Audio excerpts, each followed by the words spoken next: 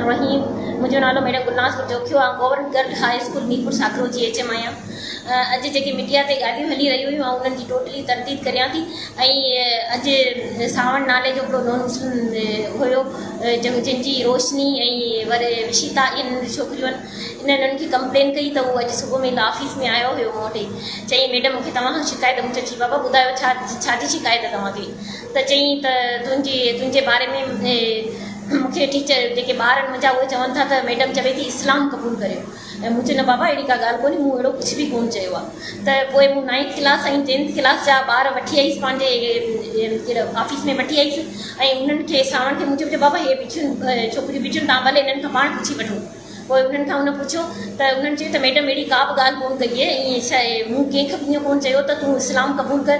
मूं टोटल 12 साल खां वठी 13 साल खां 12 खां 13 साल मूंखे हिन सर्विस में थिया न थिए ऐं शुरू खां वठी इहे नॉन मुस्लिम ॿार असां वटि पढ़ंदा अचनि। इन खां पहिरीं करे बि अहिड़ी का ॻाल्हि कोन थी। हिन जे पुठियां ई मुंहिंजे ख़िलाफ़ु हीअ प्रोपेगेंडा कई पई वञे ऐं हिननि खे मुंहिंजे पुठियां लॻायो वियो। उते जा बाअसर माण्हुनि जिन जा नाला नथी खणा पर हिननि खे मुंहिंजे पुठियां लॻायो वियो। मूं सभु जेके बि ॿार असां वटि पढ़नि था चाहे मुस्लिम हुजनि चाहे नॉन मुस्लिम हुजनि, हिकिड़ो टीचर हूंदो हुनजो कमु हूंदो तालीम ॾियणु। असांखे कंहिंजे फ़िरके सां को बि वास्तो कोन्हे। असां कंहिंखे कोन चवंदा आहियूं तूं मुस्लमान आहीं तूं नॉन मुस्लिम आहीं, सही, हिन सां असांजो वास्तो कोन्हे। असां टीचर असांजो कमु तालीम प्रोवाइड करणु, न की असीं के उते वेही तबलीग करियूं। मूं का बि तबलीग कोन कई।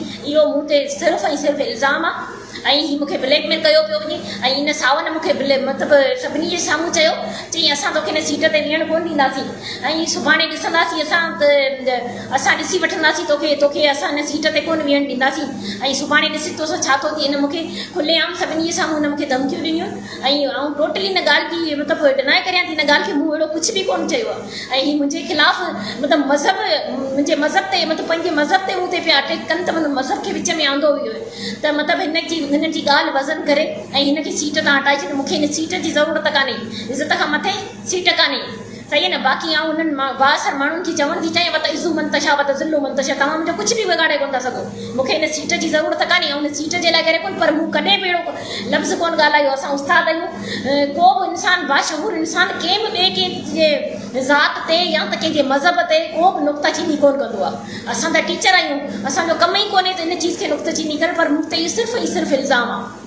सही, ऐं डी ओ साहब डी ओ उर्दू बश ख़ासि कलीअ खे इल्तिजा थी करियां त इन जी शफ़ाफ़ तरीक़े सां इंक्वायरी कराई वञे ऐं जेको बि ॻोरी आहे जेको बि हिन जे विच में मलबूस आहे उनखे मतिलबु सज़ा ॾिनी वञे। मुंहिंजी ईअं रेपुटेशन 13 साल जी मुंहिंजी रेपुटेशन सुबुह खां वठी एतिरा ज़्यादा मूंखे कालूं पई अचनि। हू चवे तव्हां हीअं चयो ऐं उन्हनि मां कंहिं बि मूंखे ईअं कोन चयो त मैडम तव्हां ग़लति आहियो। सभिनी ईअं चयो त मैडम तव्हां ईअं करे ई कोन था छॾो, तव्हां सुभाणे अचो मुंहिंजे ऑफिस में ऐं सॼी स्कूल 9th ऐं 10th क्लास में जा जेके ॿार उते मौजूदु हुआ तव्हां उन्हनि खां पुछो।